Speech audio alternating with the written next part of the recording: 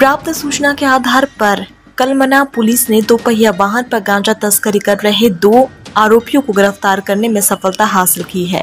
Police ने चिखली चौक से दोपहिया वाहन से जा रहे आरोपियों के पास से 4 किलो गांजा समेत 1,56,000 कीमत का दोपहिया वाहन और मोबाइल फोन जब्त किया है। गिरफ्तार आरोपियों की पहचान मोहम्मद सरफराज, मोहम्मद अब्दुल सत्तार उम्र 38 साल निवासी टीपू सुल्तान चौक यशोधरा नगर और डोलामनी मेहर उम्र 24 साल निवासी श्री राम नगर जिला बालाघीर ओडिशा के रूप में हुई है।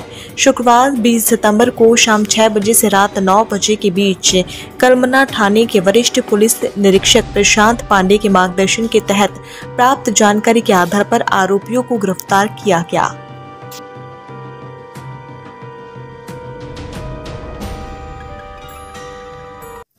आपल्या इथे बाळा साकुरे यांची डीबी पार्टी आहे। त्यांना माहिती मिळाली की आपल्या हद्दीमध्ये ओरिसामधून एक व्यक्ती गांजा घेऊन येत आहे। तर त्यानुसार एपीएम मुसळे साहेब आणि बाळा साकुरे यांची डीबी पार्टी यांनी ती माहिती मला कळवली। त्यानुसार आम्ही सगळे जण मिळून चिखली चौकात ते माल डाक्याकडे गेलो असतात त्या आम्हाला 2 व्यक्ती टू व्हीलरने जाताना मिळून आले। त्यानुसार आम्ही त्यांची बॅग चेक केला असता आम्हाला त्याच्यामध्ये 4 किलो गांजा मिळून आला। त्यांना गाव विचारलं असता त्याच्यामध्ये जो व्यक्ती आहे सरफराज अब्दुल सत्तार हा यशोधरा नगर हद्दीमध्ये राहणारा व्यक्ती आहे। रेकॉर्डवरचा गुन्हेगार सुद्धा आहे आणि त्याच्याबरोबर डोलामनी गुडू मेहर हा ओरिसाचा व्यक्ती त्या पाठीमागे बसला होता। या दोघांकडे तो गांजा घेऊन आल्याचं कळलेलं आहे।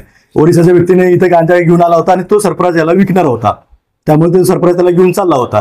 तर आपल्याला अशी माहिती होऊन आपण त्याच्याकडे 4 किलो गांजा ज्याची किंमत अंदाजे 86,000 आहे आणि टोटल मिळून त्याची गाडी आणि मोबाईल सगळं मिळून 1,56,000चा माल आपण त्यांच्याकडे जप्त केलेला आहे।